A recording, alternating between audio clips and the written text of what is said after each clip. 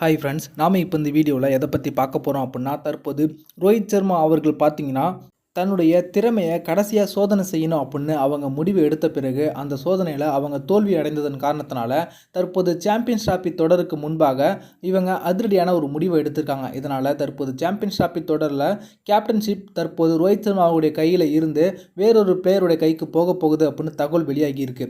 இது பார்த்தீங்கன்னா தற்போது இந்திய வீரர்கள் மற்றும் ரசிகர்களுக்கு பெரிய அதிர்ச்சி ஏற்படுத்தியிருக்கு. அது பற்றின முழுமையான விவரத்தை பார்ப்போம். தற்போது சமீப காலமாக பார்த்தீங்கன்னா ரோஹித் சர்மா அவர்கள் மிகவும் மோசமான பேட்டிங் ஃபார்மில் இருக்காங்க. அதே போல் கேப்டன்ஷிப்லேயும் அவங்க தொடர்ந்து சொதப்பி கொண்டு இருக்காங்க. அதற்கு உதாரணமாக பார்த்தீங்கன்னா கடைசியாக இலங்கை அணிக்கு எதிராக ஒரு நாள் தொடரை இழந்தாங்க. அதற்கு பிறகு நியூசிலாந்து அணிக்கோடு இவங்க சொந்த மண்ணில் டெஸ்ட் தொடரை 3-0 அப்படின்ற கணக்கில் இழந்தது பெரிய ஒரு விமர்சனத்தை கிளப்புச்சு. தற்போது ஆஸ்திரேலிய அணிக்கு எதிராக கிட்டத்தட்ட 12 வருடங்களுக்கு அப்புறம் முதல் முறையாக இந்த பார்டர் கவாஸ்கர் டெஸ்ட் தொடரையும் இழந்திருக்காங்க.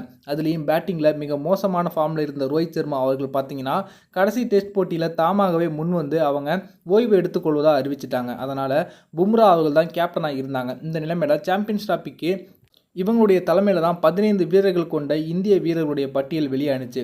இதில் இவங்க கேப்டனாக இருந்தால் கண்டிப்பாக இந்த தொடரில் இந்திய அணி வெற்றி பெறாது அப்படின்னு பல விமர்சனங்கள் கிளம்பி இருந்துச்சு. அது மட்டும் இல்லாது பிசிசிஐ சில கடினமான விதிமுறைகளை விதித்தாங்க.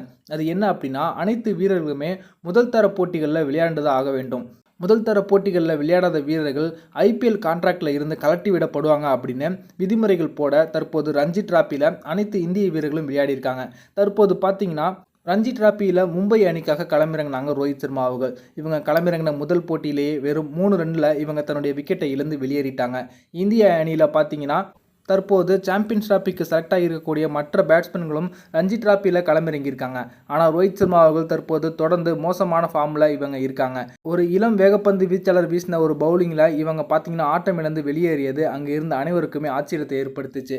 இதன் காரணத்தினால பார்த்தீங்கன்னா தற்போது தன்னுடைய மோசமான பேட்டிங் ஃபார்ம் தொடருவதன் காரணத்தினால ரோஹித் சர்மா அவர்கள் தாமாக முன் வந்து இந்த சாம்பியன்ஸ் டிராபி தொடரில் இருந்து ஓய்வு எடுத்துக்கொள்ள போகிறாங்க அப்படின்னு தகவல் வெளியாகி இருக்கு. அதற்கு முன்னோட்டமாக இங்கிலாந்து அணிக்கு எதிராக 3 போட்டி கொண்ட ஒரு நாள் தொடரில் இவங்க விளையாட போகிறாங்க. இந்த தொடரில் இவங்க தொடர்ந்து சொதப்பும் பட்சத்தில் சாம்பியன்ஸ் டிராபி தொடரில் இருந்து இவங்க விலக போவதாக அறிவிக்க போகிறாங்களாம். அது மட்டும் இல்லாது தன்னுடைய கேப்டன் பொறுப்பையும் இவங்க இந்திய அணியில் இருக்கக்கூடிய மற்ற சீனியர் வீரர்கள் யாருக்கிட்டையாவது கொடுத்துட்டு இவங்க பார்த்தீங்கன்னா ஒரு நாள் தொடர் மற்றும் டெஸ்ட் போட்டி அப்படின்னு அனைத்து விதமான ஃபார்மெட்டில் இருந்தும் ஓய்வு முடிவு அறிவிக்க போகிறாங்க அப்படின்னு தகவல் வெளியாகியிருக்கு. இதன் காரணத்தால் தான் தற்போது மற்ற அனைத்து இந்திய வீரர்கள் மற்றும் ரசிகர்களுமே ரொம்பவே அதிர்ச்சியில் உறைந்து போயிருக்காங்க.